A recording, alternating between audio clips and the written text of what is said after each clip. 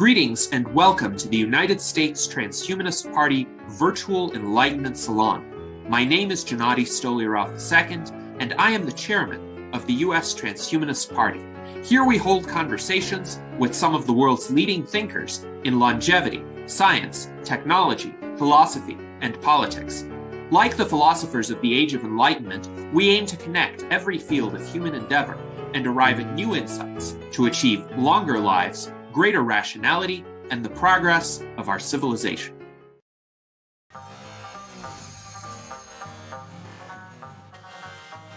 Aging is a natural process, but it's a process which helps our health and well-being. We are lucky to have longevity researchers developing rejuvenation therapies.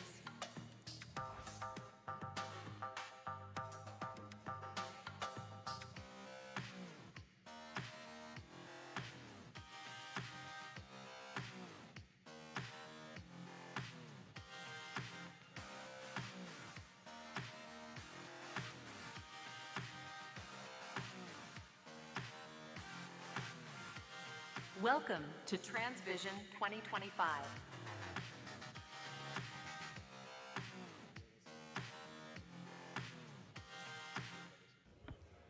Good morning, everyone, and a warm welcome to TransVision, the Longevity Summit. Thank you also to the Mayor of Madrid who did this early announcement, and thank you for getting up earlier and joining us.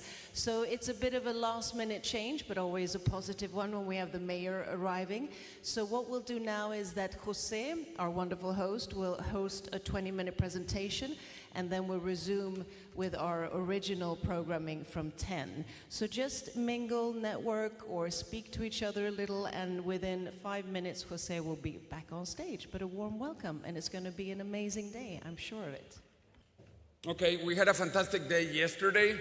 So we were in all media, TVs, radios, newspapers. So we are very excited that we are carrying longevity into the mainstream. We are taking longevity into politics, institutions, and everywhere. We are beginning the second day of our fantastic event with almost 50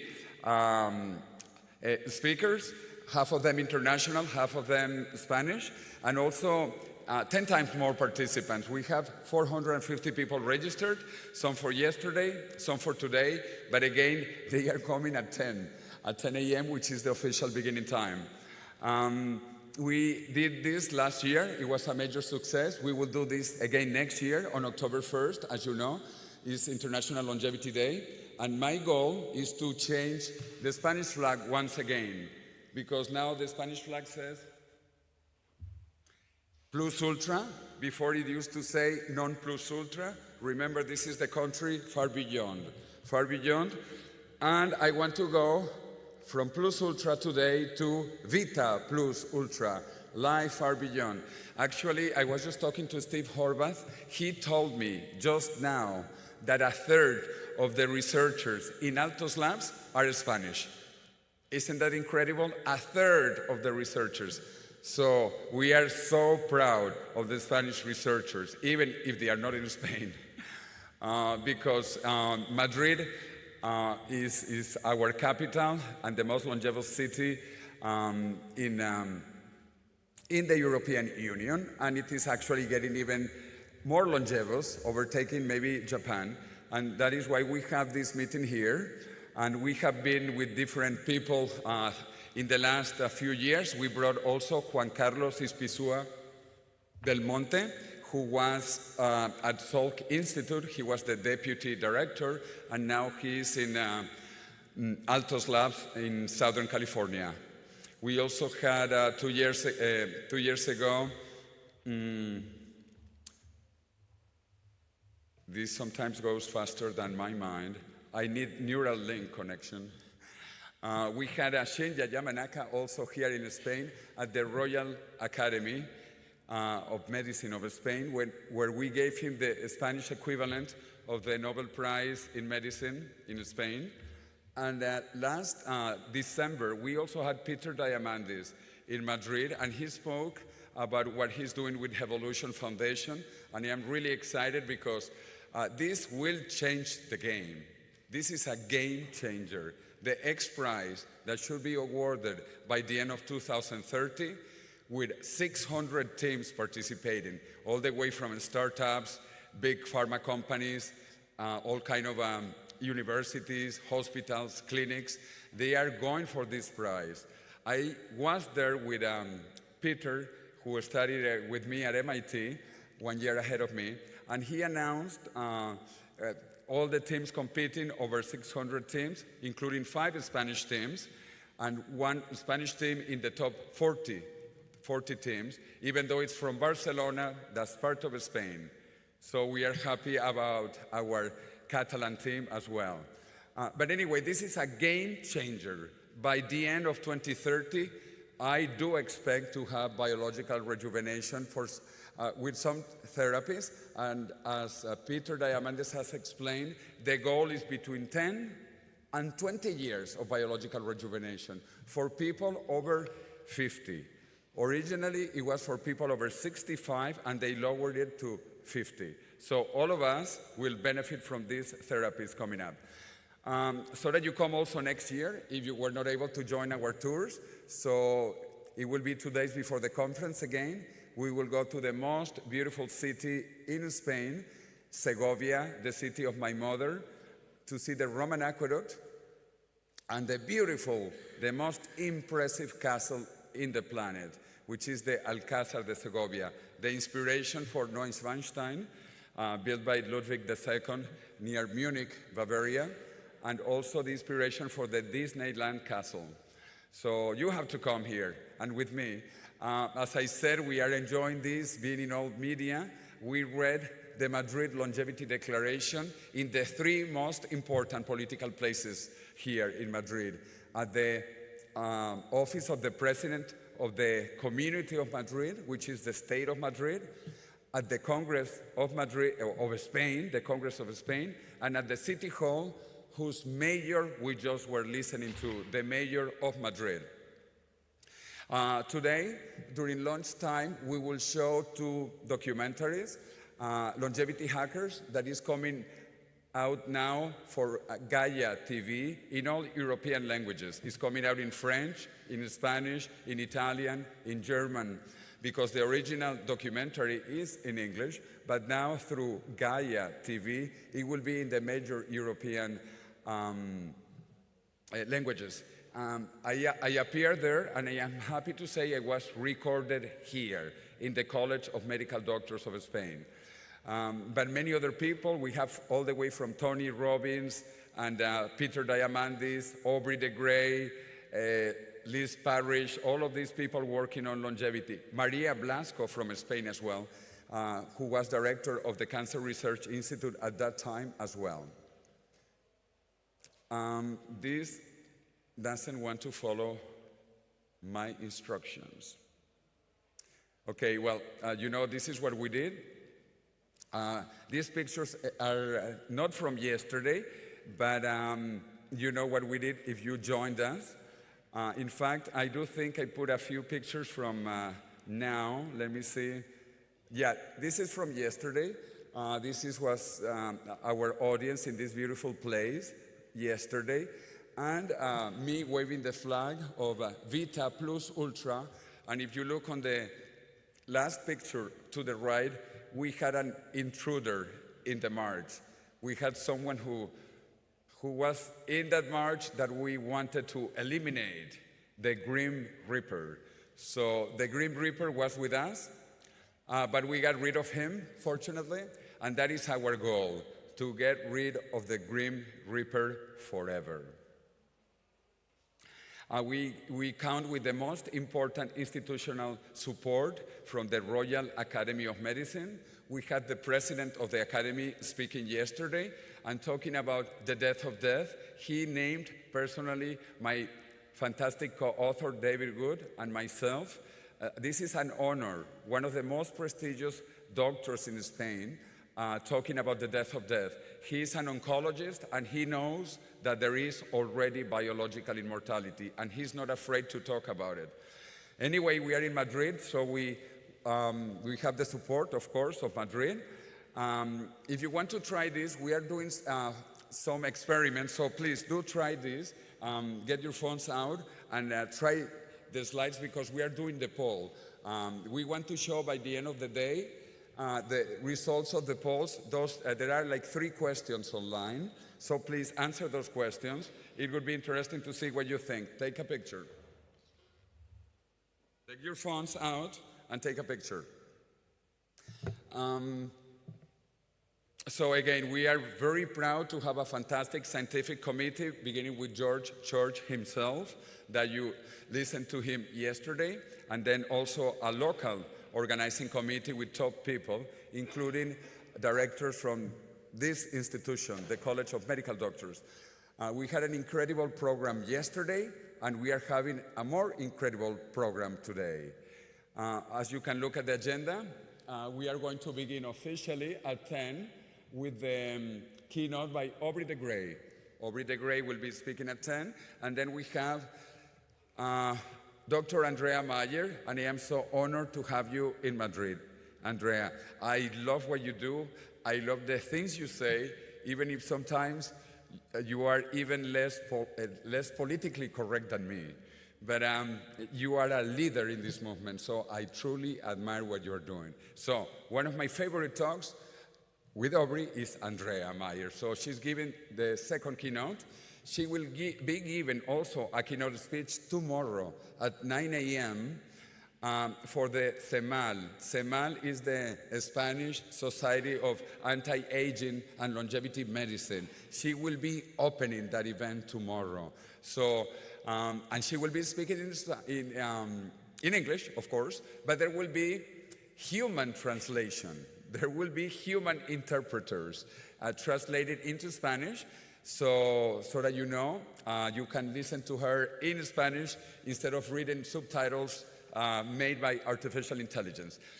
We have a packed day with many great speakers, many great institutions, and during lunchtime, we will show the 2 documentaries we are talking about, Longevity Hackers, part of it, only part of it because it's too long, and also we will show the premiere of a new documentary for Spanish TV. It's not out yet. It will be public in a month. It will go in public TV, national Spanish TV, and it's called The Last Man to Die. The Last Man to Die. And some of our speakers here also appear in that documentary. Of course, Aubrey de Grey, Liz Parrish, and some other faces that you will recognize. We will also have a special presentation during lunchtime about cryonics by Ben Best, who was president for a decade of the Cryonics Institute in Michigan. So we think also Plan B, as I call it, cryonics is Plan B, is also important. So we just added that to the program. Then, before beginning the afternoon sessions, we will listen again to the Beatles and Charlie Cam playing Yesterday that has been transformed into Tomorrow. Tomorrow, beautiful, beautiful adaptation using artificial intelligence with Paul McCartney singing Tomorrow and talking about immortality. So don't miss it out if you haven't seen it yesterday. This is the premiere, official premiere of that video in Europe, so don't miss it. Then we have again fantastic, fantastic presentations in the afternoon, and we have a marvelous closing. By 8 p.m., we will have actually another Zoom presentation. Liz Parrish, who has been in Spain 4 or 5 times already with us, couldn't be here this time in person. But she will be talking about gene therapies, and her presentation is quite nice. She says, I am a genetically modified organism, a GMO, and so you will be soon. So all of us will be genetically modified very soon, and that will be her presentation this afternoon. And at 8 p.m., we have like the Vice Minister of Science of Spain. She will be closing for the government of Spain, the Vice Minister. We will also have the Science Counselor of Madrid, who is an immortalist, by the way. So I like to bring immortalists here, so people who are open about living longer and longer, healthier and healthier, younger and younger. So anyway, Angel Niño Quesada, who is a very good friend of mine, will be closing together with the Vice Minister. And to make it interesting, once again, we will have a flamenco dancer, just one song, but you need to experience Spanish music, because Spain is the land of fiesta and siesta, so you need to understand the fiesta and the siesta part. And tomorrow also I want to invite you. We are going to have another celebration at the Royal Academy of Medicine, in the same place where 2 years ago we had Shinya Yamanaka, where we gave him the equivalent of the Spanish Nobel Prize in Medicine. So Shinya Yamanaka was with us 2 years ago here in Madrid. We are collaborating with him in some activities. Actually, one of the doctors that got the award yesterday, for those who know or who are Spanish, Pedro Guillén is working with Shinya Yamanaka and Juan Carlos Ispizua. So we are very happy to have had Shinya Yamanaka. We will have a cocktail, a closing cocktail. If you are still in Madrid, join us at 6 p.m. It is open, it is free, and there will be a fantastic cocktail. So join us tomorrow at 6 p.m. at the Royal Academy. It's a beautiful place, not as beautiful as this, but it's beautiful. It's, you know, also 300 years old building. Anyway, so let me give you an additional presentation. Most of you know I studied in MIT. During my first working life, I was in energy. Now I am into longevity. And I only do longevity now because this is very exciting. When I graduated in MIT 40 years ago, the biggest industry in the world was energy. 40 years ago, out of the top 10 companies in Forbes, 9 were energy companies. Exxon, Mobil, Shell, British Petroleum, Texaco, Total, etc., etc., etc. Today, 9 out of the 10 biggest companies in Forbes are technology companies. Amazon, Google, Facebook, Microsoft, NVIDIA, etc., etc. In 20 years, the biggest companies will all be longevity companies. So I am happy you are here because this will be the biggest industry in the next 20 years. Which, by the way, let me make a side joke. We have the biggest exposition about fruits and vegetables in Madrid yesterday and today. That is why there are no hotels. I know some of you had to pay even 1,000 euros to get in a hotel yesterday and today, and that is because of the largest fruit and vegetable fair in the world, which is held here in Madrid. Unfortunately, it coincided this year, only this year, by very bad luck coincided. So there are no hotel rooms, and there are also no taxis. I know some people had to wait 1 hour to get Uber or to get a taxi.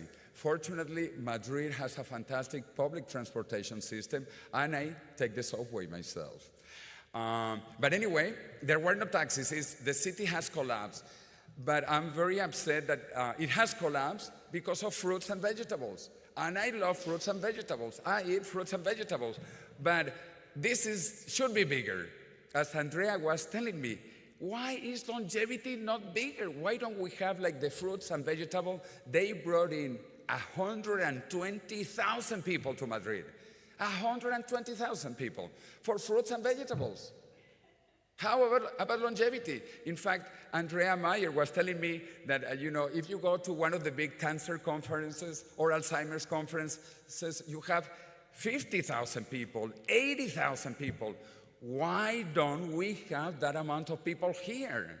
Why we only register 450 people in person and a similar number online? Why only that? Why not even 1,000? So I hope Andrea will give us the answer because she's very direct and not always politically correct. So anyway, and I have a question for Aubrey. Aubrey, I will ask it because you are a great philosopher also. You have to give an explanation about immortality for dictators, because I love your brief, short answer, but you need to expand it, because now that Putin and Xi Jinping have said that they want to be immortal, we need to give an answer. I have my own answer. I have seen yours, I like, so we have to expand on immortality of dictators. Anyway, this is a random talk. I still have 13 minutes until we begin with our moderator and then our first keynote speaker of the day. I work with the Millennium Project, just like my co-author, David Wood.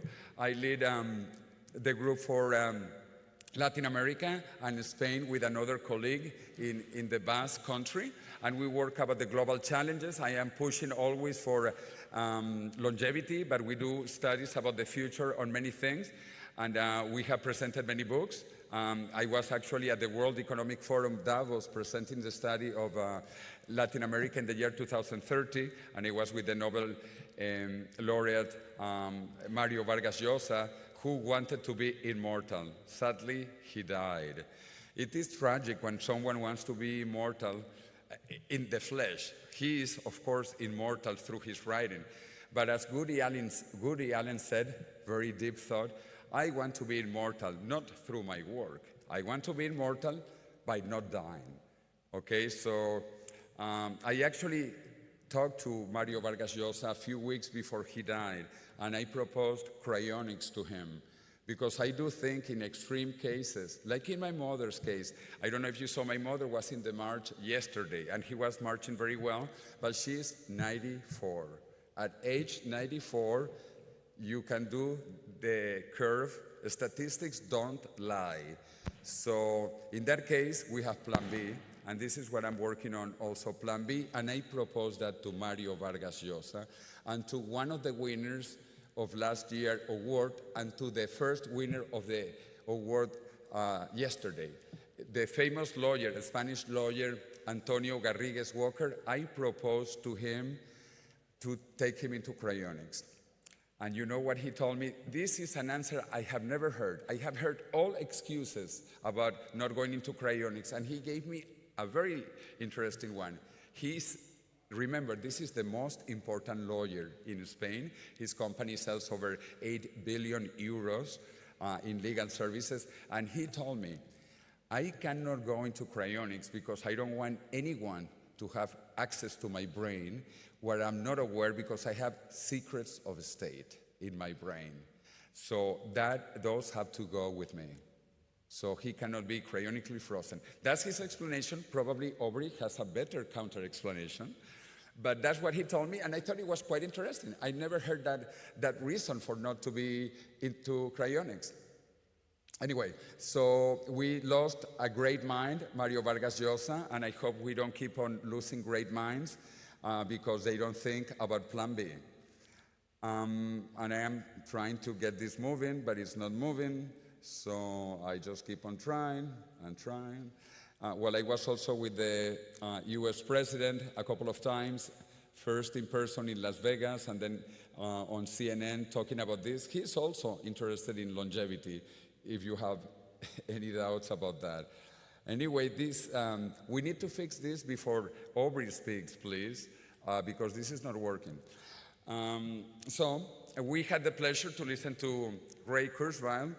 I was with him together also in a conference, the biggest technology conference in Europe, which is called the Mobile World Congress.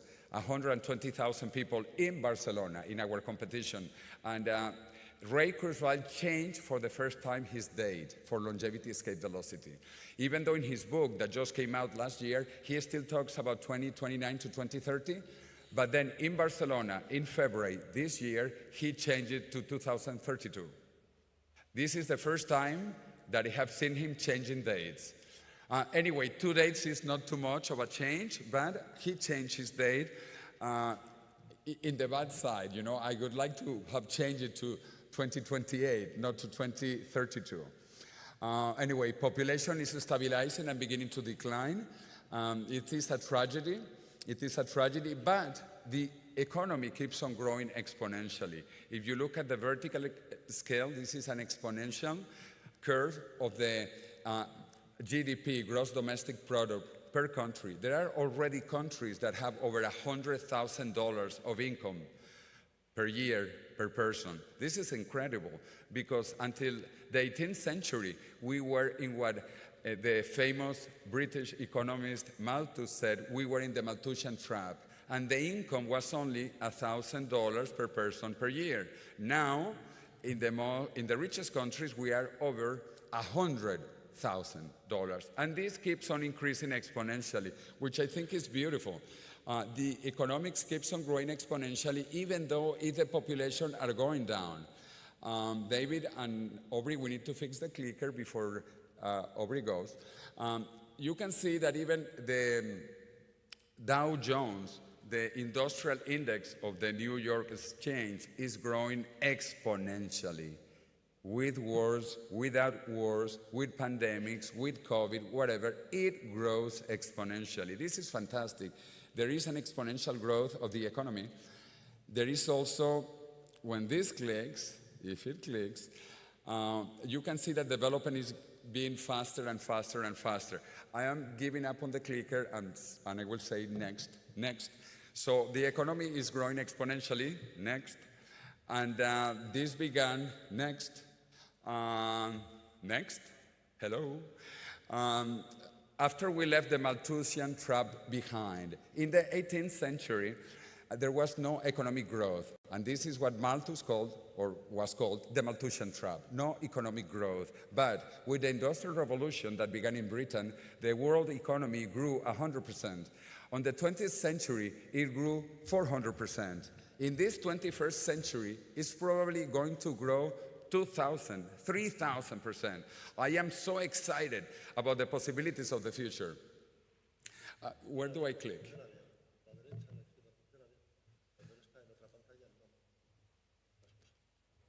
Okay, so talk to him, just in case. He says I can click anywhere, let's see. Okay, it did work. So there is this exponential growth. Things are moving faster, getting cheaper, smaller, and better. So this is what we call exponential change. And there is a big change between moving linearly or moving exponentially. If we move linearly, after 30 steps, we have walked 30 meters. But if we move exponentially and we double and we double and we double and we double, after 30 doublings, we have walked over 1 billion meters and have gone around planet Earth 26 times. This is difficult to understand because we think linearly. We are linear beings that grew up in a linear world. But technology is growing exponentially. Also, longevity. This is so beautiful. Life expectancy is growing exponentially. In this past century, you know, in the time of the Roman Empire, life expectancy in Madrid was 20. In the capital, in Rome, was 25 years during the Roman Empire. Then it went from 20 in Spain to 40 in the year 1900 to 80 years in the year 2000. And right now in Madrid is 86.1 years of age. If you look what is growing most is the red part, which is education. This is important because it's education, innovation, creativity. This is why humanity is advancing, because we are not just animals that sleep and work. We have education, and this is the sector that keeps on growing. We have more and more education, innovation. And hopefully this will solve everything. But there are people against technology, like the famous Luddites in the United Kingdom. When the United Kingdom began the Industrial Revolution that changed the world, there were people who didn't like technology, who didn't like robots, who didn't like machines, and they destroyed the machines. Fortunately, the machines won. And because the machines won, we live in this advanced world. Because machines make humanity, all of humanity, move forward in all areas. So I don't like the Amish because they are in the 18th century, or some other groups like where I was born in Venezuela. We have the Yanomami Indians. They don't want any technology, no technology. for thousands of years. They don't even want to speak the modern languages of Spanish and Portuguese. They don't want anything from the outside world. And that is okay. That is okay if that's really what they want. And I'm pretty sure that before there were people who didn't want wheels. You know, when the wheel was invented about 5,000 years ago, probably there were people who did not want wheels. You know, anything is possible. But to change that idea, Singularity University was born in 2009, and because I knew both Ray Kurzweil for 40 years and Peter Diamandis from MIT, you know, I got involved as one of the founding faculty of Singularity University, where we have had every year Aubrey de Grey, because of course Aubrey de Grey is the most famous public figure on these issues in the world, even though sadly he was called a charlatan by my alma mater. MIT Technology Review said that he was a charlatan in 2005. What is beautiful is that they said, forgive us, MIT Technology Review, because they saw that what Aubrey was saying was reality. But anyway, I like to talk about CACA. This will be the last thing I will do. You know, the CACA theory of evolution, of technology. When I went to MIT, I used punch cards. Punch cards had 1K. Basically, there were different sizes, but normally it was 10 by 100. 10 by 100 is 1,000. That was 1K. I used 1K. Fortunately, it moved from mechanical memory into electromagnetic memory. But the first floppy disk of 8 inches, they were also 1K. 1K. In Spanish, I explained 1K plus 1K. In Spanish is 1K plus 1K is equal to 1 caca. 1 caca. This is how technology changes. I used CACA at MIT. At the Massachusetts Institute of Technology, I used CACA. And from CACA, we moved to floppy disk, smaller, of 512 CACAs. Then we moved into even a smaller floppy disk of 1.4 mega. And now I have a pen drive here with a time machine shape of 1 terabyte. 1 terabyte. We have gone from caca to terabytes in 40 years. And this is not stopping anytime soon, as Ray Kurzweil explained yesterday. This is not stopping anytime soon. This continues, this continues. And so we have moved from caca to terabytes. And if you look at my pen drive of 1 terabyte, in 20 years, this will be caca. This will be caca. 1 terabyte will be caca in 20 years. And this is now starting in biology, because it's moving faster biology than computer science. If you look at the incredible acceleration of biotechnology, it's moving much faster than caca and Moore's law, both in cost and in time. And with that beautiful thought about the caca theory of evolution, I want to call back our fantastic moderator, Sabine von Gafke. Please. Thank you. I'm the co-founder of Brain Gym, which is at the intersection of AI and longevity, and also the founding member of Superhuman Network, which is really about connecting science, investments, innovation, and culture, and catapulting the evolution of longevity, and also the advocacy of longevity. And I actually also went to Singularity University that Jose spoke about. They have an executive program there outside of San Francisco. But enough about me. Yesterday, we explored the science of aging, from cellular models to translational therapies. We took, of course, longevity to the streets of Madrid, walking. And today, we're going to go even deeper, really into the bold visions of the future, of clinical realities and social and economic structures, and see where we are at the moment, and with these exponential times, where we're actually heading when it comes to longevity. And longevity, of course, taps into everything that has to do with our globe here, from our health to our infrastructures, because we also need to build the environments where we can thrive and have health.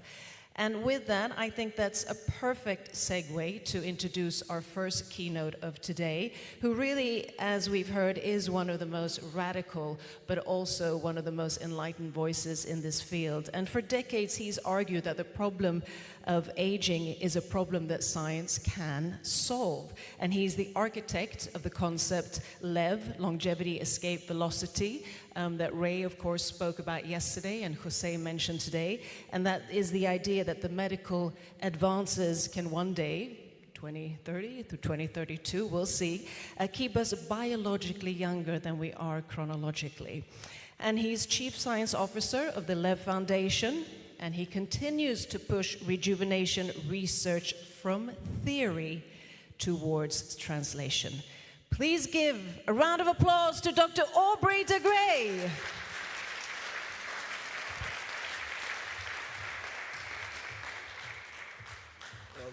Thank you so much, Sabinia, and thank you to Jose and the other organizers for inviting me to give the first talk of today. I've got a lot to say, and so it's probably rather good that I apparently have more than half an hour to say it, because the program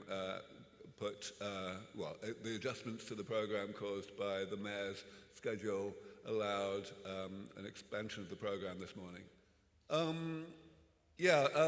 Jose mentioned that I have a particular answer to the question, won't dictators live forever? Which is one of the most common concerns that people raise when we talk about doing something about aging.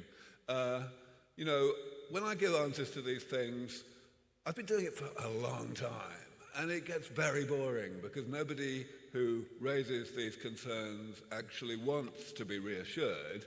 They want to carry on thinking that aging is a blessing in disguise so that they don't get their hopes up and get emotionally invested in the idea that progress might happen in time for them. So I try to kind of be a bit humorous about these things, but at the same time I try to say what's true. So in the case of dictators living forever, my standard answer is that dictator is high on the league table of risky jobs.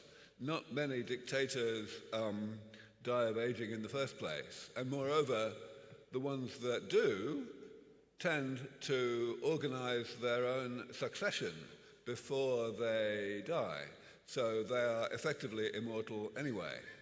But I don't usually give that answer when I come to Spain, because Spain is pretty much the only exception to this. Franco, of course, did not organize his succession, and Spain is, of course, a democracy again.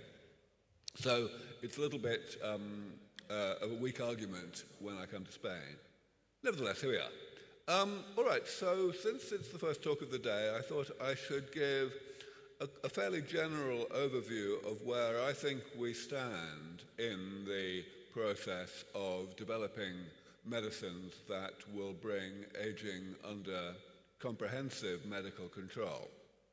Of course, I will also talk about the specifics of what we do at LEV Foundation. Oh, I should also say, I really ought to have made a different logo that had periods, full stops after the letters, because we don't call it LEV Foundation, we call it LEV Foundation. It's an acronym for Longevity Escape Velocity, of course. Let me start with a reference to the last talk of yesterday. Ray Kurzweil gave, as always, a really excellent survey of the concept of exponential growth and accelerating change. And as Jose just mentioned, he talked about his prediction of how soon we would reach longevity escape velocity. This is something that he's been talking about for a while. He gave a particular year, he likes to do that. He said he reckons we will get there in 2032. I think that's a little bit over-optimistic, only a little bit. I think that we will probably get there sometime in the second half of the 2030s, between maybe 2036 and 2039. So, that's not much of a difference. And of course, our predictions are probabilistic. So I say that I think we have a 50-50 chance of getting there within 12 to 15 years from now. But the main reason why I am a little bit more pessimistic in terms of timeframes than Ray is actually something that was highlighted in the first question that was asked to Ray at the end of his talk. Edouard Dabenet, I'm not sure if he's here today, asked the question, what are we actually short of right now? Do we need more intelligence or do we need more data? I believe we need more data, even more than we need more intelligence. And so the data that we need most, the data that's most important, is data that takes a long time to generate, because it's data on lifespan, on how long an organism can live when they are given this or that treatment. Now, the good news is that we don't necessarily have to work in terms of human lifespan. I believe it will be good enough to work with any other mammal, like a mouse, for example. And mice only live maybe 2.5 years. So it's not too bad. But we do have to work with mammals because we need to inspire humanity. As Jose just mentioned, it is scandalous that there are 1,000 times as many people in Madrid right now for a festival focused on fruits and vegetables as there are people at this meeting. It's ridiculous. So we need to change that. And the only way we will change that is by making real progress in animals that have legs and fur and so on. It won't be good enough to do it with fruit flies or nematode worms. All right, so that's why at LEV Foundation we work with mice. But I will get to that later. First of all, I want to talk about a few more things. Let's see if this is working. Okay, it is, great. I'm going to start by giving you my favorite definition of aging. And I need to do this because everyone has their own definition of aging. It's appalling. Aging has been the number one preoccupation of humanity since the beginning of civilization. And yet, we can't even decide on the way to define it. It's terrible. So, this is my definition. For me, aging is the combination of two processes. A process on the left, where metabolism creates damage, and that process starts even before we are born. It goes on throughout our whole life. And then a second process on the right, where damage creates pathologies, sickness, late in life. That process only begins in middle age. All right, so what do I mean by these two processes? Metabolism is the word that biologists use to encompass all of the things that the body does to keep us alive from one day to the next. And it's a really, really insanely complicated network of processes. Very, very hard to understand. We have a very poor understanding of it, in fact. But here it is. Damage is the set of changes that occur throughout life as a result of metabolism. Now, this is something that's actually quite easy to understand because it's not specific to living organisms. Any man-made machine does damage to itself as a consequence of its normal operation. A car, for example, creates rust. If you use a car, it's going to rust. It's going to accumulate rust. And the key thing that I just said that matters the most is the word accumulate. Damage continues to accumulate. There is more and more of it as any machine gets older. And that is just as true for living machines as for non-living machines. Now, of course, The question is, why would I use the word damage to describe these changes that occur to the structure and composition of the body as a result of the body's normal operation? And of course the answer is the right-hand process here. The body is set up to tolerate a certain amount of these changes that happen as a result of being alive, but only a certain amount. Eventually there is more than that, and that's when the body's function starts to decline, both physical function and mental function. And that's what we call the pathologies of late life. So this is all you need to know in order to understand aging well enough to be able to think about how to fix it. Of course, it's important to understand as much as we can about the details of these processes and these concepts, but at the top level, this is enough to start thinking about how we might do something about aging. So first of all, what is doing something about aging in terms of this definition? It's very simple. We want to separate metabolism from pathology. We want to allow people to continue living, in other words, performing metabolism, without getting sick, in other words, without the pathologies emerging. So how would we do that? Well, first of all, let me talk about pathologies a little more. If you ask anybody, in what ways can people be sick, then they will give an answer that looks a bit like what you see on this table.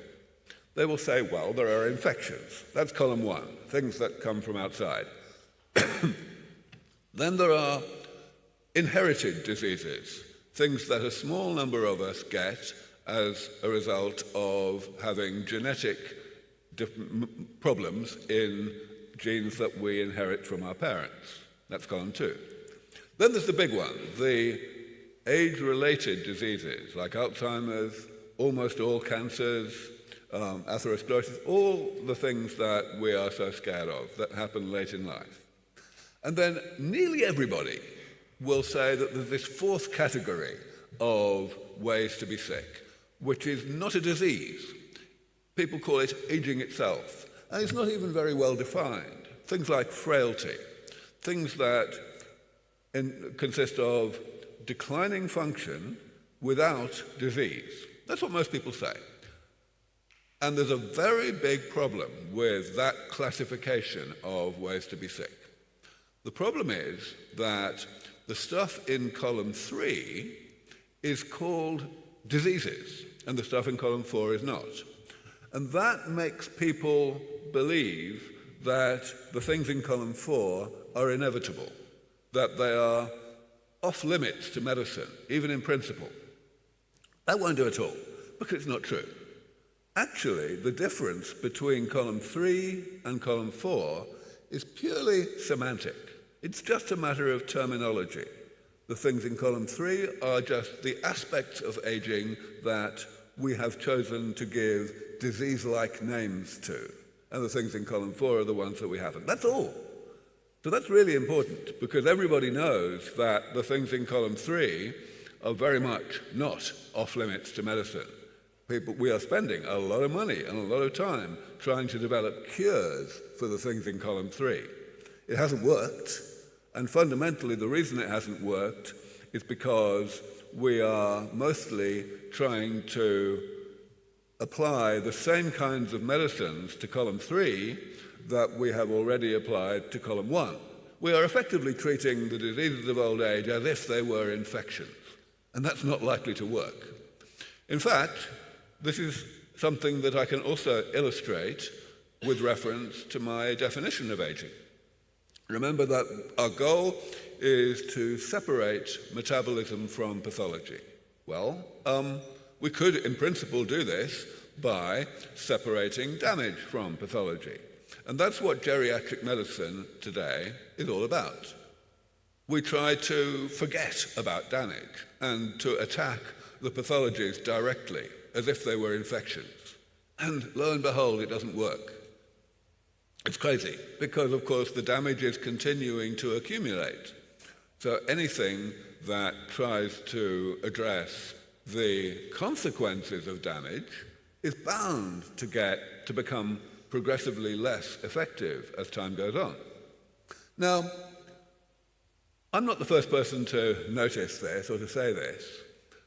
More than a century ago, a few people began to realize that attacking the pathologies of late life directly would never work. And they said, we need to be more preventative. In order to separate metabolism from pathology, we should not try to separate damage from pathology, but instead, we should try to separate metabolism from damage.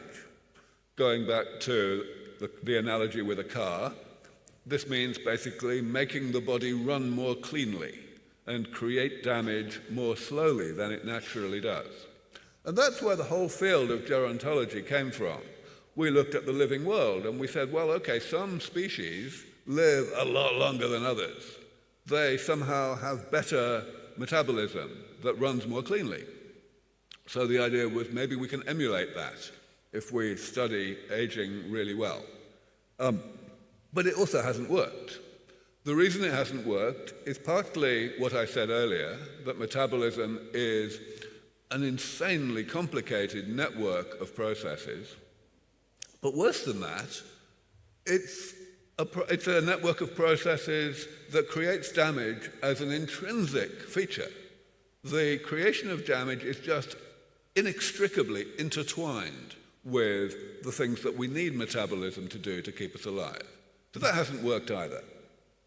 So that's why 25 years ago, I started to focus on a third way to separate metabolism from pathology, which is, of course, the maintenance approach. In the maintenance approach, we do not try to interfere with either of the two processes that comprise aging. Instead, we separate the processes from each other by going in and periodically removing some of the damage that metabolism has created. If we become good at that, then we can let metabolism create damage at the normal rate. We don't need to slow that down, because by removing damage, we can still prevent it from accumulating to the level that causes the right-hand process, that causes pathologies to emerge. Now, as I said, this is exactly what we already do successfully with simple man-made machines. This car is more than 100 years old, and it's working. It's working just as well as it was the day that it was built. Why? Not because it was designed to last 100 years. It was probably designed to last 10 years. But here it is. Preventative maintenance, if it is sufficiently comprehensive, just works. It just works. It completely transcends the idea of any kind of warranty period on the machine. Now, of course, in order to implement the maintenance approach, we do need to know some things about damage. We don't necessarily need to know very much about the mechanisms that cause damage to be created, but we do need to know what the damage is. So, back in the year 2000, I created this classification of damage. This is the left-hand side of this table. These are categories of change that happen in the body throughout life, and they all can kill you if they go too far. So, for example, loss of cells. That is simply when cells die and they are not automatically replaced by the division of other cells. And, of course, that happens in various parts of the body. A very well understood one is Parkinson's disease, which is caused by the loss of a particular type of neuron. All right, so we've got these 7 categories. Now we have to describe how we would repair them, how we would do preventative maintenance. And it's fairly easy to do that, or at least I was able to do it 25 years ago. In the case of cell loss, the answer is, of course, stem cell therapy. We can put cells into the body that are of the right type to divide and transform into replacements for the cells that the body is not replacing on its own. Most of our cells, of course, do not need that, because when they die, the body does replace them by cell division. But some cells, especially in places like the brain, do not do that. So stem cell therapy is the natural alternative, and indeed, stem cell therapies are now in many, like I think 5 clinical trials for Parkinson's disease. And everyone is very optimistic that we will really be able to eliminate Parkinson's disease in this way. I will not go through all the rest of these, but of course I can always answer questions later. So, how's it going? Are we making progress? Well, even 25 years ago, stem cells were a very interesting idea. Lots of people were looking at them. There was plenty of research. So I have never actually worked on stem cells, because other people were doing it. But most of the other, in fact, really all of the other categories were at a much earlier stage of development. There were, some of them, were my own ideas, how to do the maintenance. Mostly it was ideas that were not being pursued within the biology of aging, they were being pursued for other reasons. But now, well, I mean, it's not good. We still only have a few hundred people at this conference, but it's a lot better than it was. We have a few hundred companies now, startup companies that are pursuing these things. This is really good news. And, we also have alternative approaches. We heard a bit yesterday about partial reprogramming, which is, in some cases, a very promising way to address cell loss that's easier in some ways, in some cases, than stem cell therapies.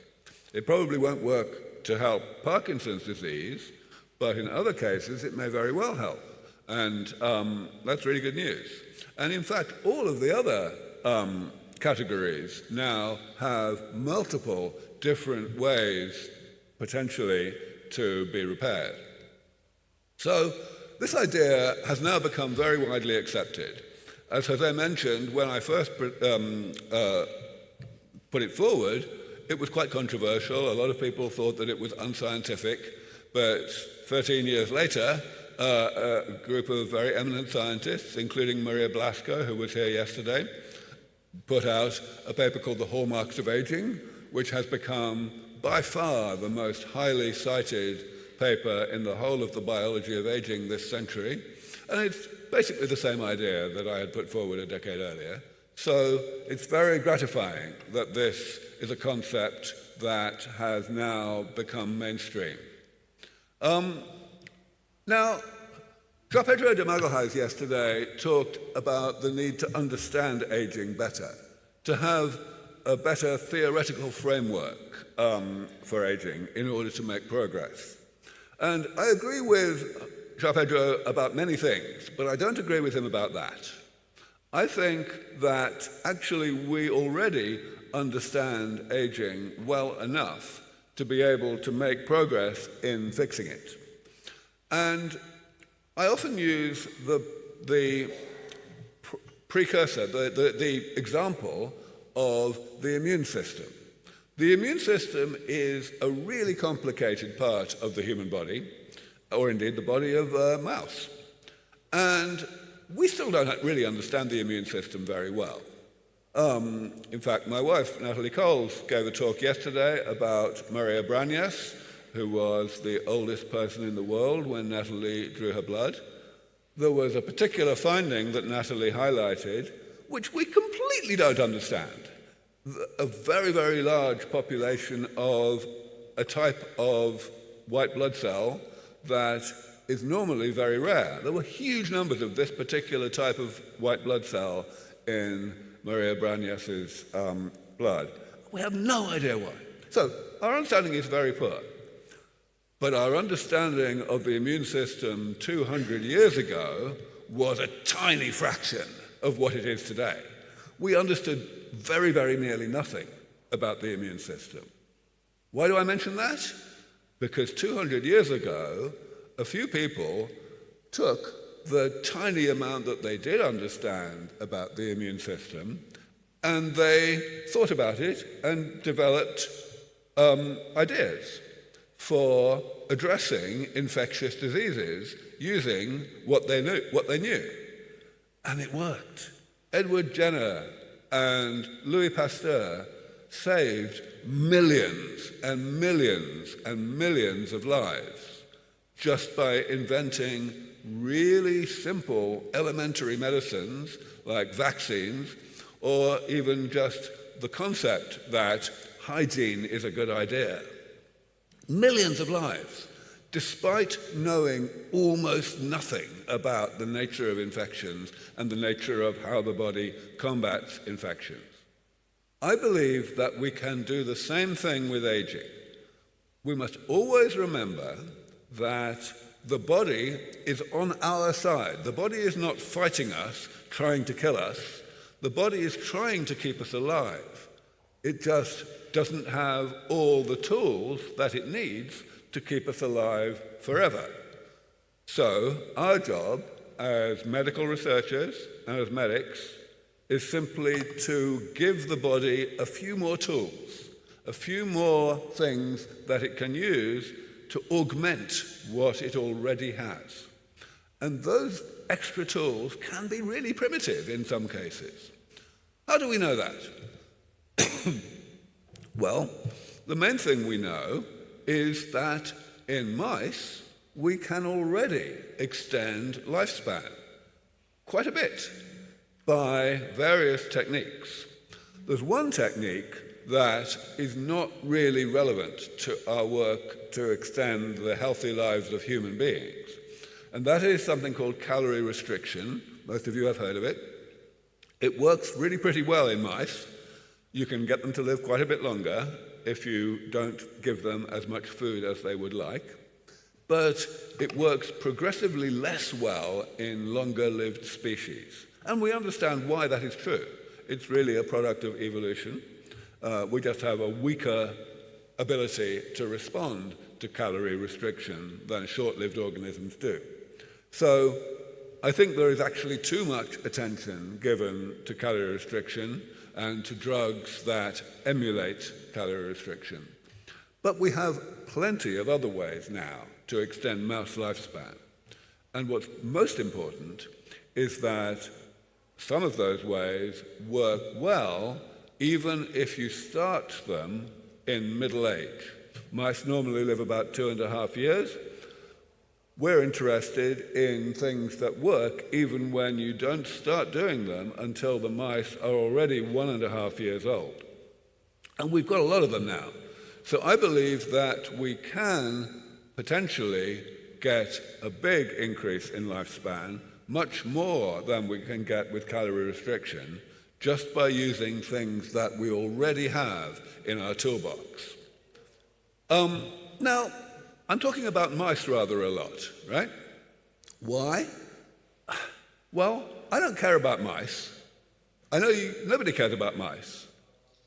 But the thing is, we do care about mice as a means to an end.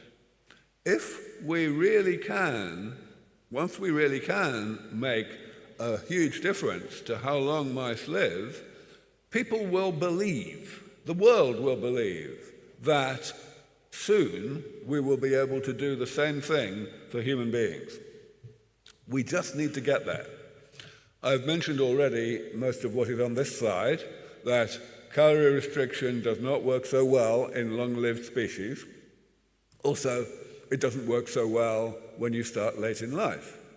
So, we're making no progress making those approaches work better. And we will not, because it's an evolved response. But with damage repair, with the maintenance approach, we have the potential to go further. So, what am I doing about this? Well, at LEV Foundation, we are trying to do exactly what I have described.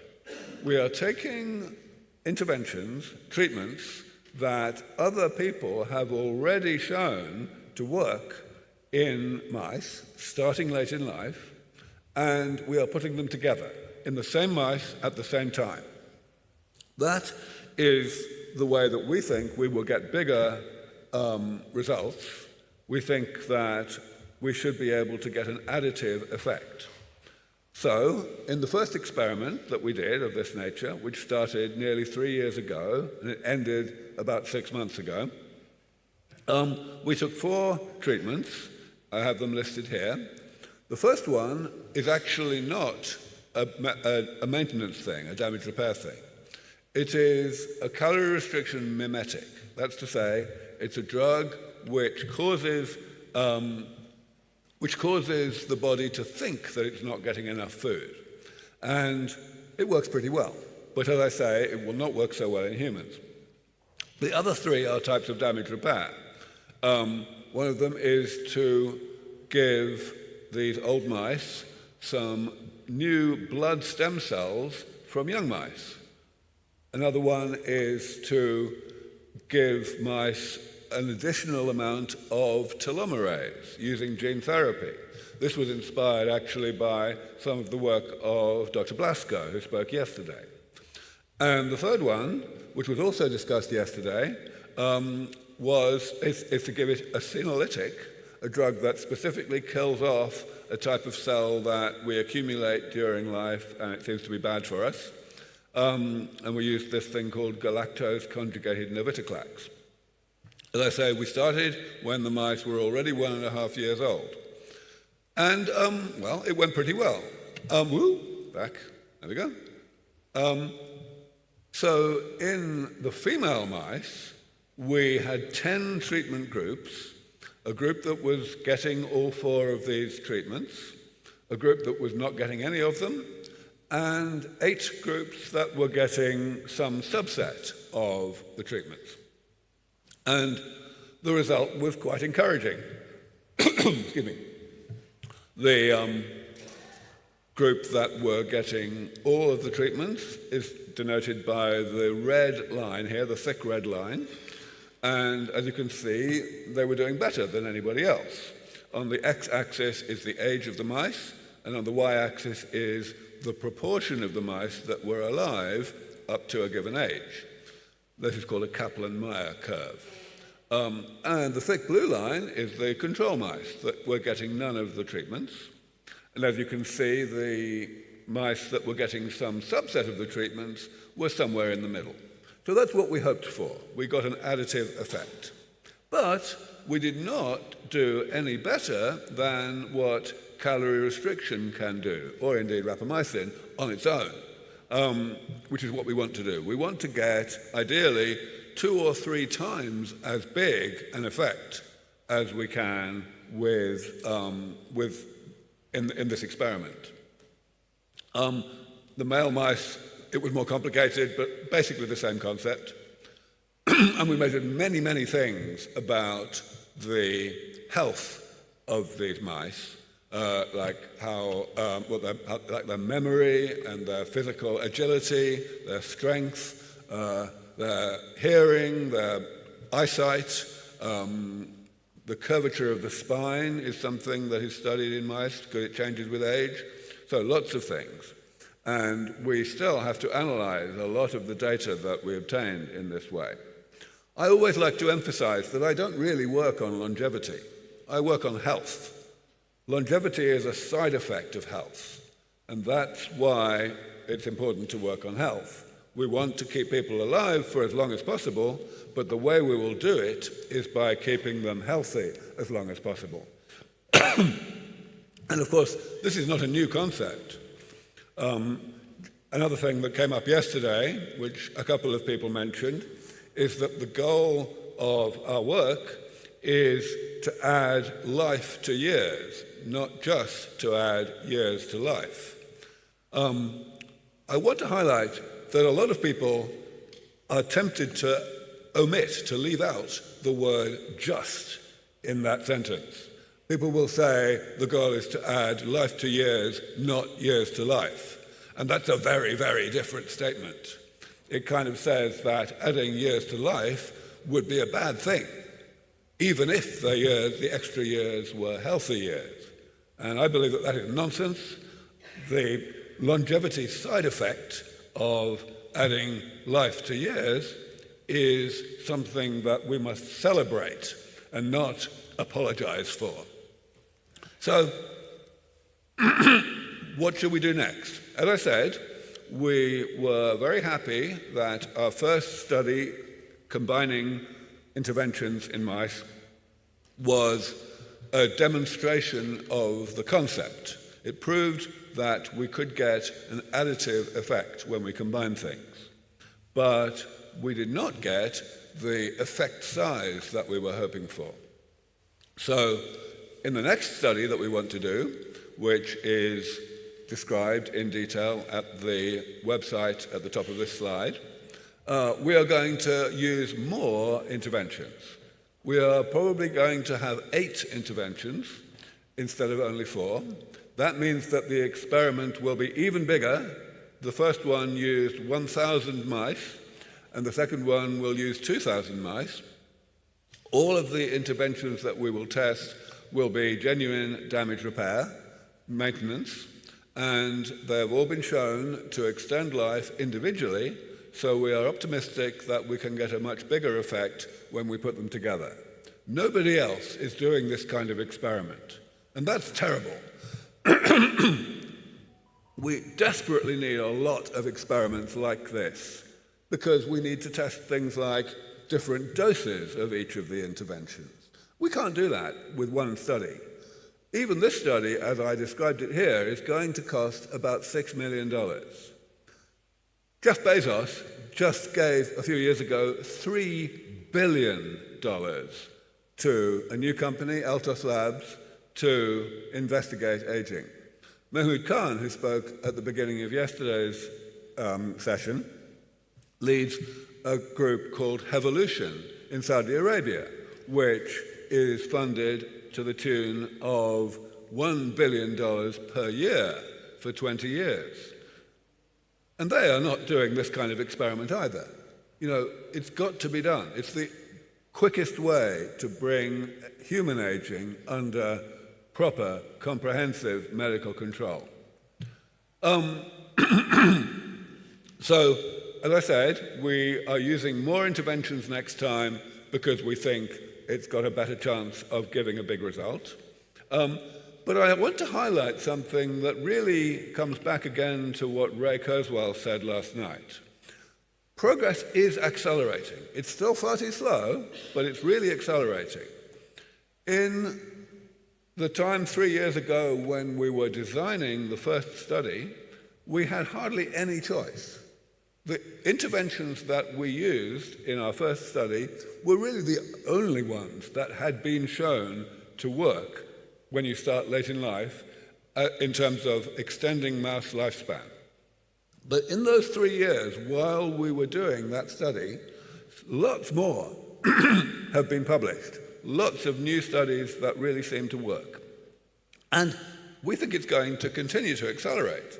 So we are really desperate to get going in doing this experiment.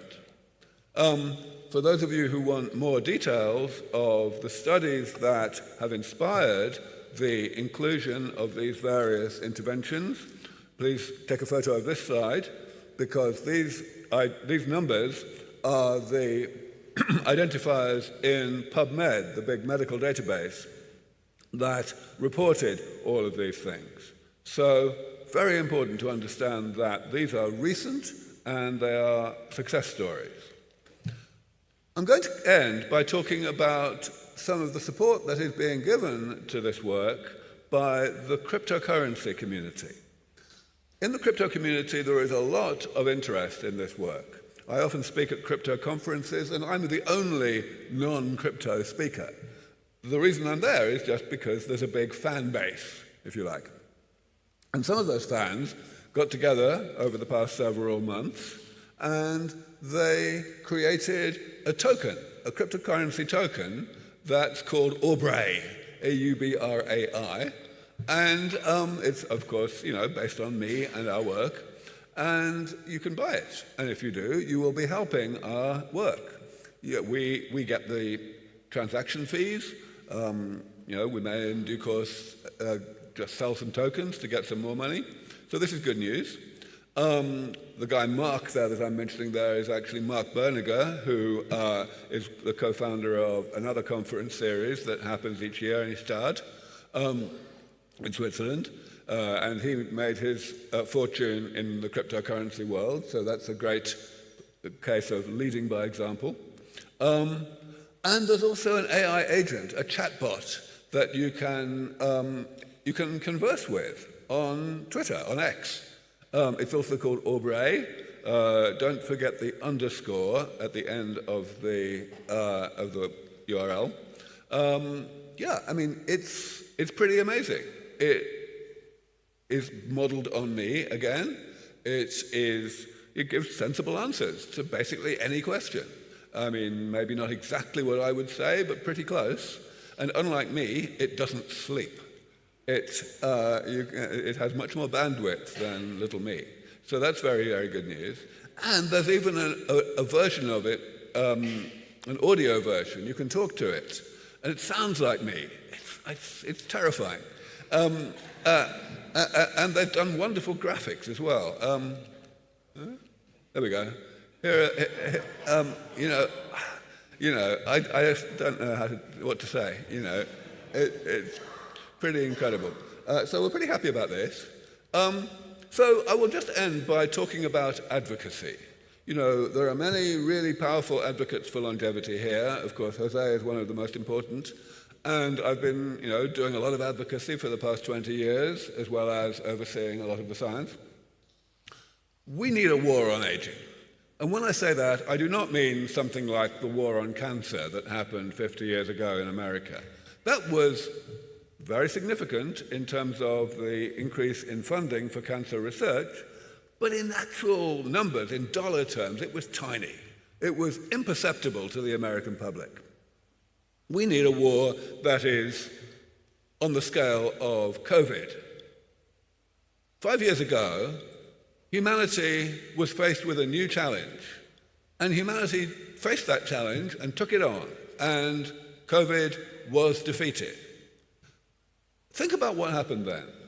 Everything that we thought we knew about institutional bureaucracy and regulatory inertia and so on just was thrown out of the window. Governments just ignored all of the rules that they had created because they knew that the priority was to save lives. And yes, it was dangerous. And I think we can now say that probably quite a lot of people died as a result of the haste with which vaccines were developed and distributed, and a lot of people are still sick as a result of those vaccines. But when I say a lot, it's actually a tiny, tiny fraction of the number of people whose lives were saved by those vaccines as a result of the vaccines being distributed really fast.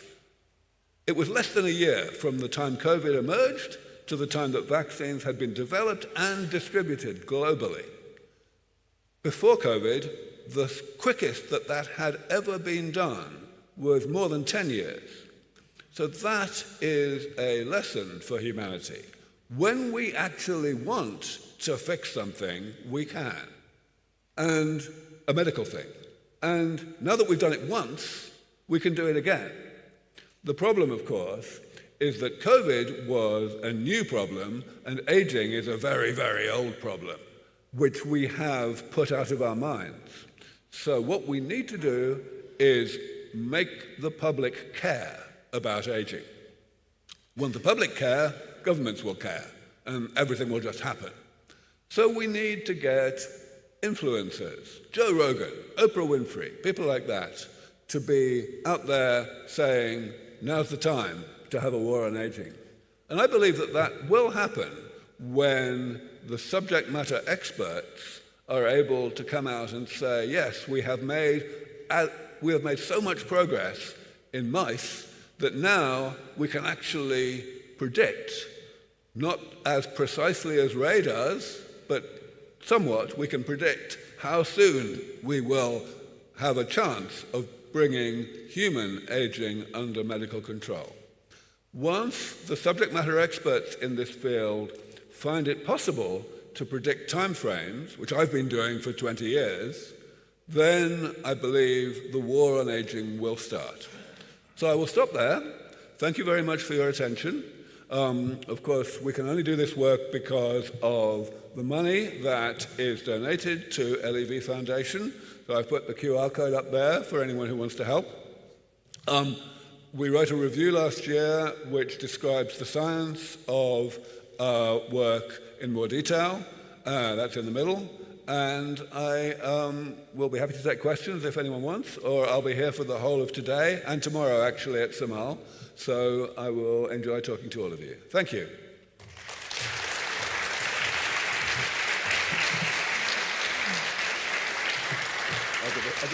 Yeah.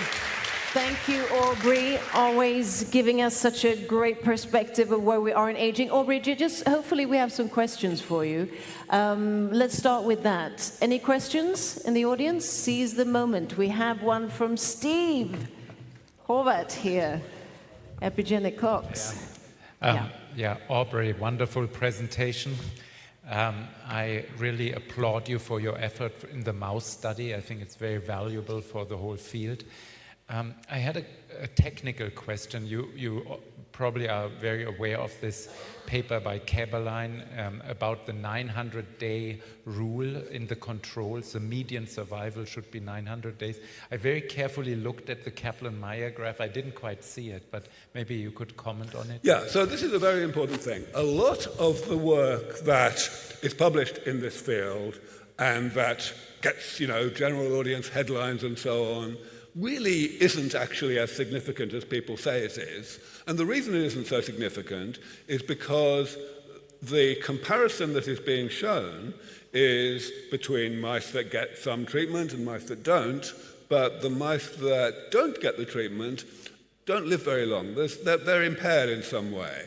Maybe they only live to, let's say, 2 years instead of 2.5 years. That doesn't sound very different, but if the amount of life extension that you're getting is only, let's say, 3 months, then that means that your treated mice are still living less long than normal untreated mice in somebody else's lab. And that's not good. So it's very important to use long-lived controls. And that determines, first of all, which strain of mice you use. We use a strain called Black 6, which is actually used by most longevity researchers, and they live about 2.5 years, 900 days on average. So that's what we are aiming for.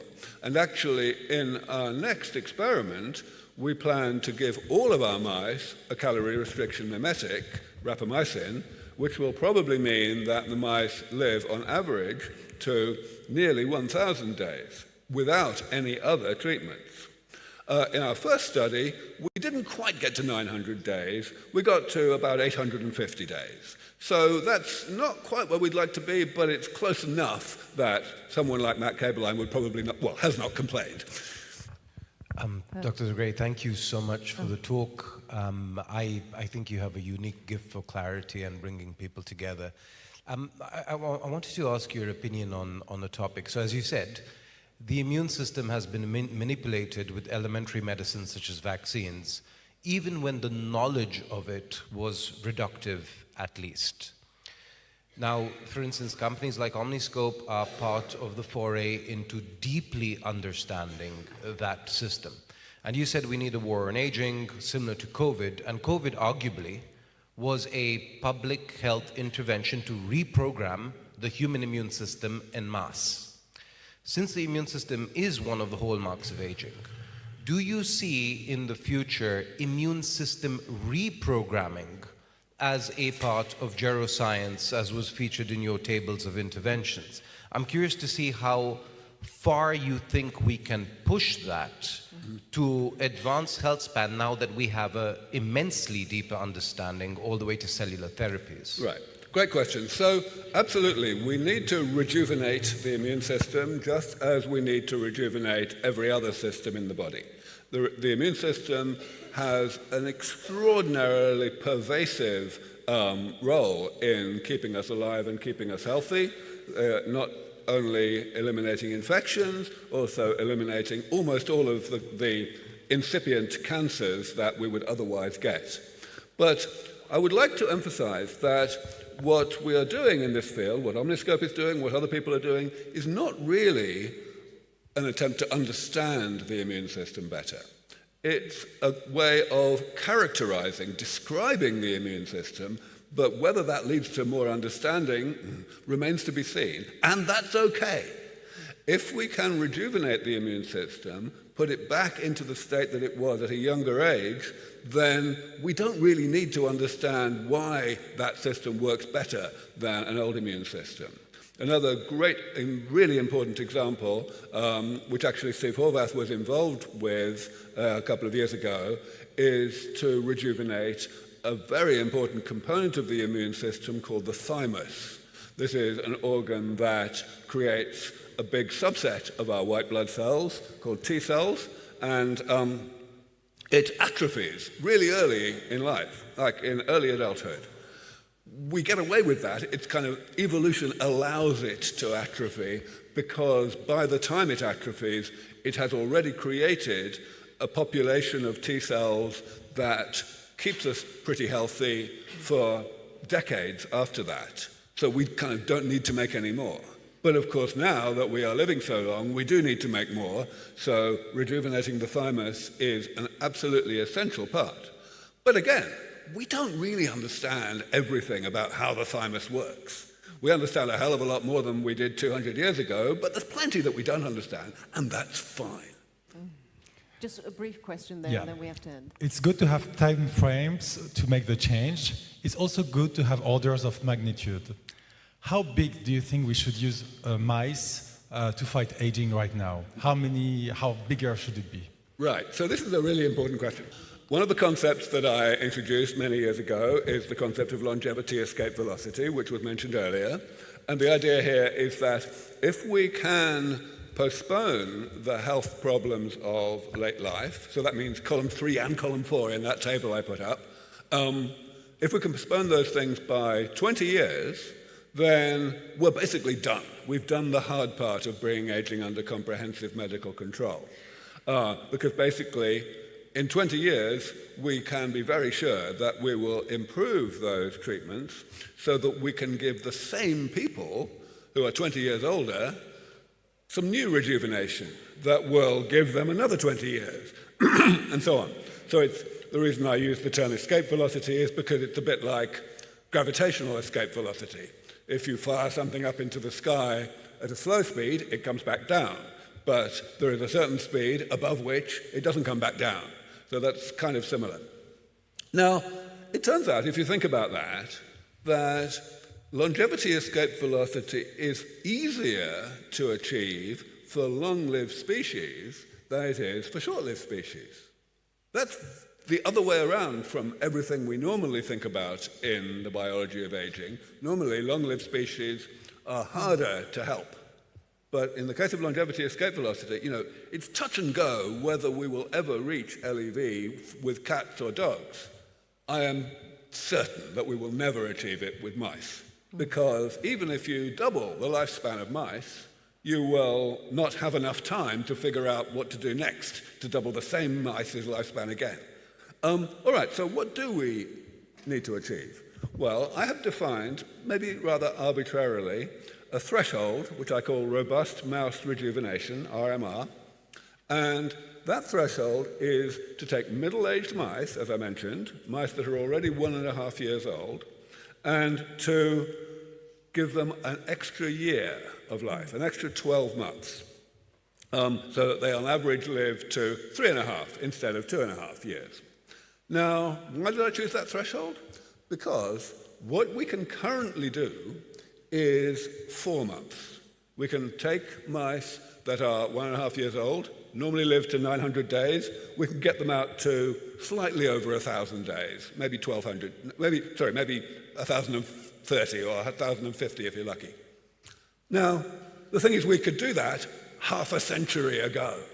We've made no progress. Jean Pedro mentioned this yesterday. You know, it's pitiful how much we have failed to do. So that means if we can get 12 months, that's 3 times the effect size. That would be really dramatic. It wouldn't be longevity escape velocity, but it would be dramatic enough for people, for all the subject matter experts to go out there saying, yes, we are in a different world. So that's my threshold. I think. Thank you for that thorough answer. Thank you, Dr. Aubrey. Thank you. So now is the time for my co-author to give a fantastic presentation. Okay, if there is another picture like this. A fantastic presentation about the longevity dividend. So, welcome, David. Thank you so much.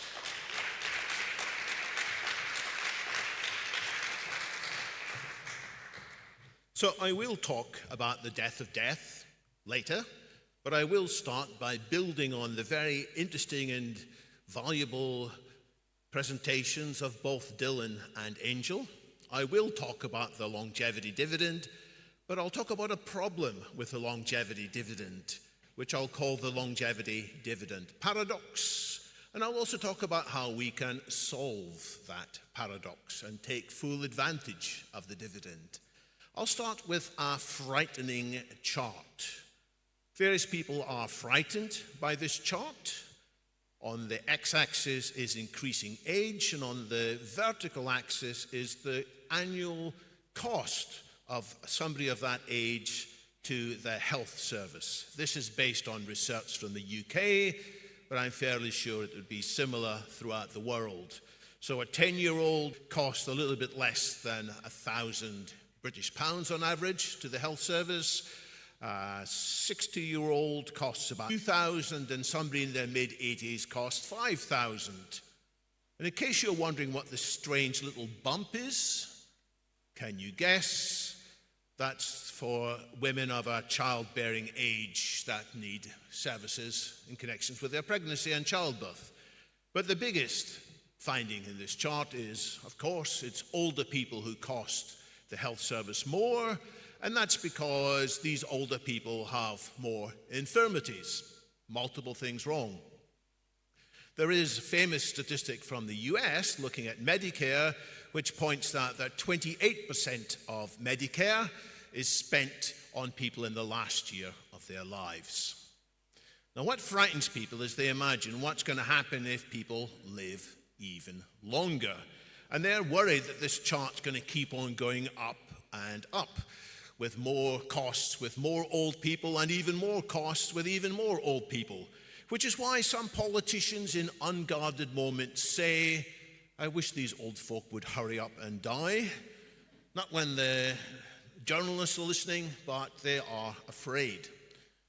And I think it's true. If we had a continuation of normal aging, it would be more expensive. But the idea of the longevity dividend is that super agers actually don't cost more. And if more people can be treated so that they are super agers, this graph will move down and to the right. It will move down at all ages, including early middle age, and it will certainly move down at the top. What do I mean by super agers? There is an actual definition of the term. This is a picture of 4 famous super agers, the Can siblings. On the left, Helen, the oldest of the 4, was 9 years old. On the right, they regrouped more than 90 years later. All 4 of them lived beyond 100, and they were remarkably healthy right through their lives with little need for health care. 2 of them actually lived until nearly 109, and Irving Can was working 2 days a week with pleasure right up into his 109th year.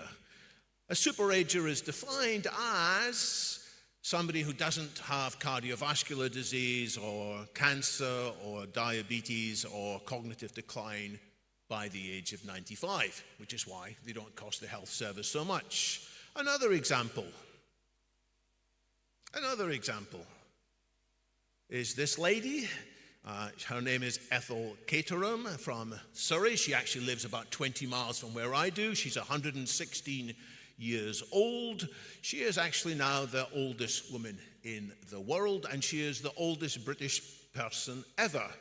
And she might look a little bit stiff here, but if you look at the Sky News video of her talking with King Charles, she's full of life and vitality, and she's cheekily talking about, well, 50 years ago, all the pretty women in Europe wanted to marry you, didn't they? And he laughed at that, and he needed some light relief because the 2 previous days, King Charles had to babysit Donald Trump, which is a real ordeal for him. Now, this woman, Edith Caterham, she has no public record of any major disease. She was a COVID survivor, but despite her great age, she has not cost the health service extra money. Another super ager that I like a lot is this gentleman. His name is Leonard Barden. He was the UK chess champion in 1954. He is also the chess correspondent for The Guardian newspaper. He has been writing columns every week since September 1955. He has never missed a deadline. He is now 96 years old and no break. And his articles are still in high demand by top-class chess players because they are full of insight and intelligence. 96 years old. Now, you may think these are just individual statistical anomalies, but there thankfully is some statistics. If you go back to the UK and look at how much does somebody cost the NHS in the last year of their life, if you go beyond 80, actually it comes down. So somebody who lives to more than 100 doesn't cost so much in the last year of their life. And the figures in Japan are even more striking. Now, sometimes when you see a graph like this, you might wonder, has the zero been missed out? But no, this is an accurate graph. The people who die over the age of 105 costs only 70%, they cost 70% less in that final year of their life than people dying between 75 and 79. I've only managed to find figures for 2 countries, and there's a bit of difference there. So if anybody's looking for a project for their university studies or as a citizen scientist, I invite you to dig out more such data and explore it. But this is the longevity dividend. This is the principle that if you remain healthy for longer, like these super agers do, it has major economic benefits. What kinds of benefits? Of course, there are less cost for the health service. There are less costs for your family members. They don't have to take time off work and cut into their career to look after you when you get old and frail. Even more than that, they are contributing to the economy as producers, like Irvin Kahn, doing his investment trading on behalf of his clients right up until nearly 109 years old, and as consumers as well. So people talk about the silver economy or even the silver tsunami. What happened there? Silver tsunami? Oh. This isn't the final version of my slides for some reason, sorry. Now, can we quantify this in terms of how much money could be saved? And this is the basic calculation behind the longevity dividend. It was first done by these 2 economists from the University of Chicago.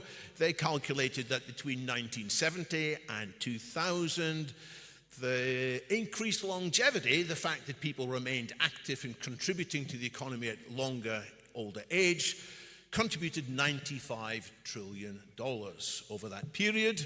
Now, it did cost some more money because people who previously would have died in middle age, they cost some money in health services to keep them alive, and these economists estimated that that cost $34 trillion, in which case there was a massive $61 trillion saving. And other economists, such as William Nordhaus, has done his own calculations. He says that maybe 40% of the growth in general national product is due to people living longer and being active in the economy longer. So that all happened without anybody sitting down and saying, let's make it happen. That all happened without people sitting down and said, hey, this is a good thing, let's try and have more of it. And the first people to say, let's have more of it, they wrote this article in The Scientist in 2006 for distinguished gerontologists, J.L. Shansky and others. And they basically argued it is economically sensible, that is financially wise, for society to prioritize research, not just into diseases of aging, not just into individual aspects of aging, but aging as a common root cause, which can be addressed. They didn't use the word then, but geroscience was invented shortly afterwards to capture this notion. And they wrote it up in more detail. They said, here's how much money is being spent already. It's pitifully small. Yes, there is budget going into diseases, but it's almost always into trying to cure diseases after they've developed, and there's very little going into actual aging like such.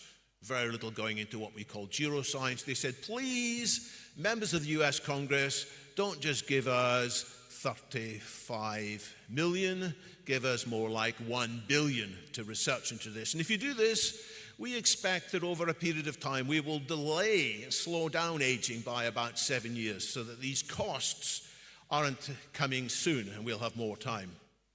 So did the US Congress listen? Did politicians around Europe and the US say, yeah, great idea? No, they did not. Now, in some countries, it's a little bit better. Saudi Arabia have put some money into this recently. Singapore has put some money into this recently, but it's still only a fraction of what a sensible economic argument would say should be done. And that is the longevity dividend paradox, that although there's a strong economic argument, and you heard it also from Dylan, politicians aren't acting on it. And the question is, why not? Now I'm going to offer you 4 reasons which people tell me when I talk to them. I'll put them all on this chart, and then I'll spend the rest of my presentations analyzing these 4 answers and what, if necessary, can be done about them. The first is, some people say, this kind of thing isn't what governments should do. You know, it should be left to VCs and the marvels of the free market. There's no need for government to come along and put money into this kind of preventative measures. Other people say, well, there is a paradox, but it's a paradox in human nature. We humans don't like doing unpleasant things to prevent diseases. We just want to keep on eating ice cream, keeping on being lazy, and then eventually we will stomp up and pay for the cure. And this is tied to the argument we often hear that Big Pharma would make no money out of prevention. Big Pharma just want to make people sick so they can treat them when they're sick. That's the second argument. Wonder if you would put your money on either of these 2 arguments. Argument 3 is that there's no consensus on why the money should actually be spent. There's so many different things. If you ask everybody in this room what you'd like government to spend money on, we might all say, yes, spend money on researching longevity, and they'd say what? And we'd give them about 60 different answers. So there's a confusion. And the final answer is that people say, well, yeah, I like your argument. I would like to take the advantage of these trillions, but frankly, I don't believe it. I don't believe that there would be these benefits, but I don't believe that you have any idea how to make people live significantly longer and healthier. And we heard it from Angle. Angle's takeaway from ARDD is, yeah, we're all still going to die. We heard it from the Longevity Biotech Fellowship that was meeting recently in Valencia. There is no proven solution. So people say, yeah, it doesn't matter how many zeros go in front of the decimal point, whether it's hundreds of millions, or hundreds of billions, or trillions, or tens of trillions. It doesn't matter because you don't know how to achieve it. So which of these 4 arguments would you think is the most significant? Let's look at argument 1. This is complete nonsense. Governments do get involved in actions to prevent ill health, to prevent accidents. For example, they got involved and they told the car industry in the middle of the last century, you should take safety more seriously. And the car industry executive said, we don't like to talk about safety because people want to buy into the fantasy of speed. And eventually the government put through enough laws to mandate safety, seat belts and crumple zones in cars, and to mean that when they did have accidents, there were much less casualties. Far too many people still die from that, but it's much less than it used to be. And there are plenty of other examples. Governments got involved in banning lead in petrol, which had a big impact on criminality and also on IQ, reducing criminality, boosting IQ. There was the anti-smoking campaign. Why do people live longer now in 2025 than in 1965? A lot of it's due to the campaign against smoking. A lot of it earlier in the last century was due to sanitizing drinking water, insisting that all drinking water needed to be properly cleaned before being sent back into the system. Promoting vaccinations. Many people said, ooh, it's so unnatural. Ooh, it's against God's law. And then they accepted the vaccinations and it cut, again, the illness. And earlier there was the ensuring that milk was pasteurized rather than coming straight from the cow and causing lots of childhood diseases. And yes, governments also get involved in funding research into individual diseases. Research which no private corporation is going to do because it's too far away from any commercial returns. This is called a public good in the language of economics. So governments do all that, but they don't fund neuroscience except at a pittance. So that's not the answer. So let's come to the second possible solution, that we humans and industry isn't interested in prevention. That's bollocks as well. Prevention is big business, and it's a common lifestyle choice. Think about Lipitor. I have some in my traveling bag with me. It's a statin which lowers cholesterol. Why? To prevent heart disease and strokes. It's been incredibly successful in boosting longevity. It's also been commercially successful for Pfizer. Pfizer's lifetime revenue for this is in the hundreds of billions. They would certainly like more preventative drugs like this. We could talk about Fosamax, which is a preventative drug to help people who might otherwise have brittle bones. And that one's for migraine.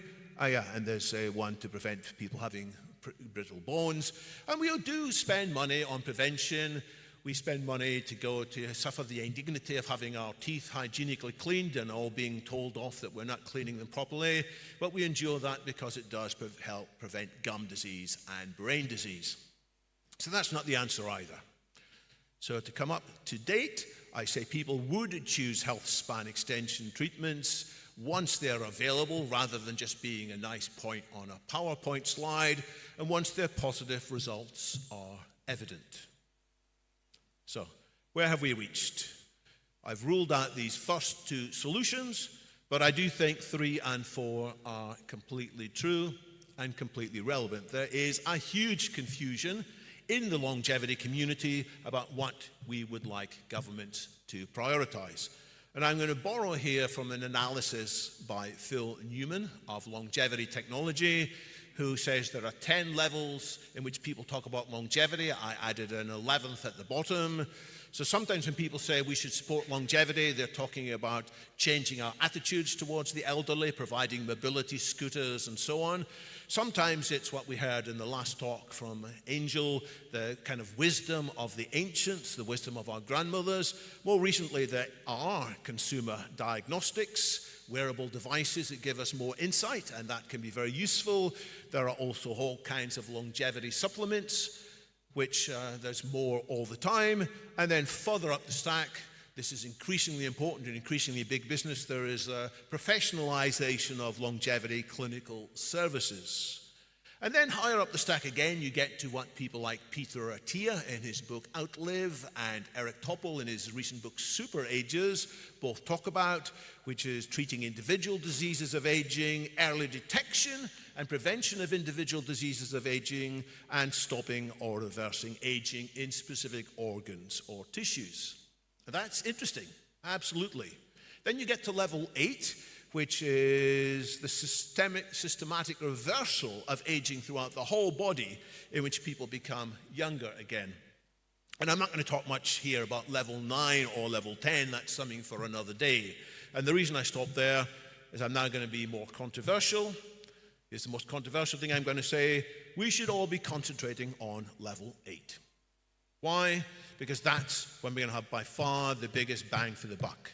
Trying to solve aging in lower levels is only going to produce modest increments. But if we do this, we're going to get beyond geroscience, which is slowing down aging. We're going to go to geroscience plus, which is reversing aging.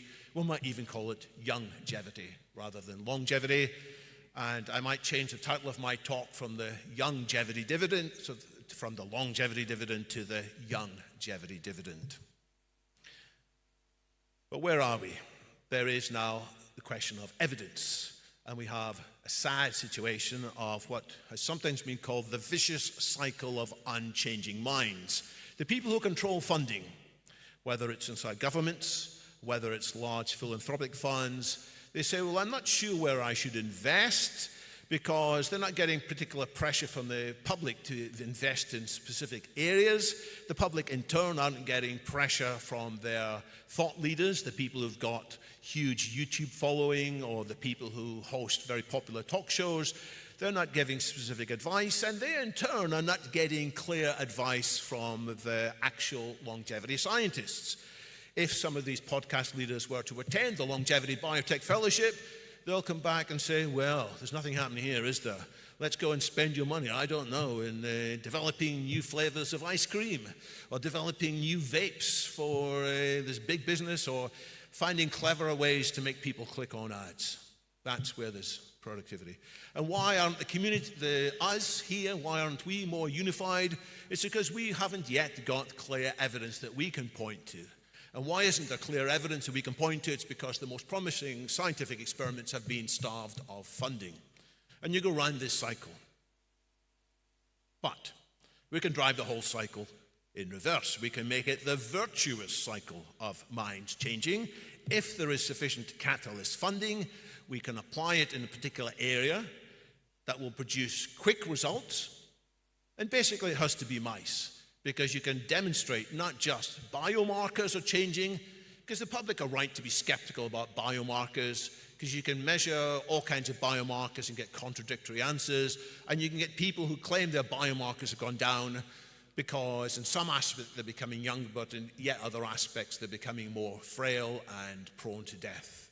So we've got to demonstrate that you can actually keep something like a human, a mammal, a mouse, long and alive and healthy for much longer than before. And if this happens, more of the rest of the longevity community are going to get off their skepticism. They're not going to be afraid to say, actually, it's happening and it could happen quickly. That's going to change the minds of the strong influencers in society, the people with large YouTube followings. That, in turn, is going to cause members of the general public to suddenly say, yeah, we had a war against COVID. We need a war against aging. It is abominable that my parents, my grandparents, are getting old and weak. We should be doing more to support them. There are things we can do to support them, and that's going to make politicians wake up, and that's going to drive more funds around this cycle. Now, you may say this looks a bit simple. You may say this looks a bit naive, and I agree. So, I have a larger version of this chart, which would take me 20 minutes to explain, but don't worry, I'm not going to walk you through it. But basically, it builds in phases. There's a kind of a longevity escape velocity aspect to this too. You get to a certain velocity, and that brings in more funding, which builds even higher. The points I will address at the very bottom there, Robust Mouse Rejuvenation 2, is the experiment I think will make the big difference. And when we go around that cycle enough times, we will get not just mouse rejuvenated, we will get humans rejuvenated, robust human rejuvenation. We will get the longevity escape velocity. We will get aging solved for everybody with huge economic benefit, perhaps by 2040 or perhaps by 2035. But there still is an Achilles heel here. We need to get this thing started. And until recently, that would have been the end of my talk. But I do need to tell you that in the last few months, LEVF, the Longevity Escape Velocity, has now got funding to keep us going due to remarkable actions by the decentralized science community.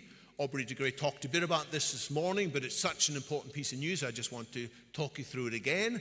There's an agent which is called Aubrey.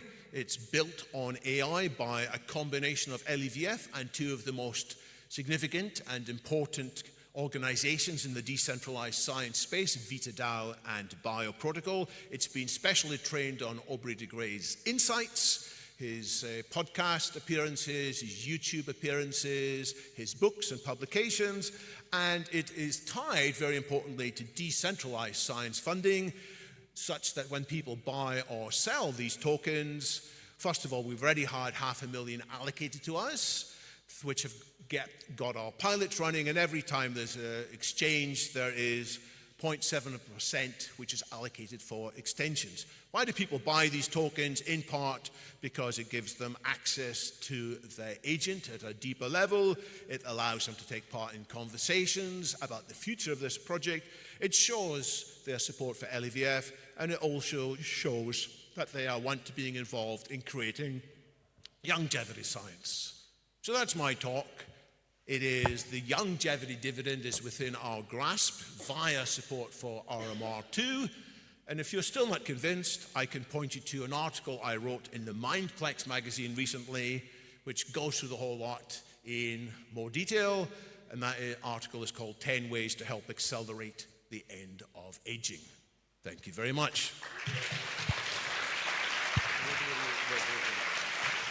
I forgot to say, I like to joke about David, and you saw this fantastic presentation, really beautiful, that he studied in Cambridge, England. I studied in Cambridge, Massachusetts. But also, look at our ties. He has the tie with the book in Spanish, and he has the tie with the book in English. So we have different ties for different audiences, so we are very proud to be promoting this internationally.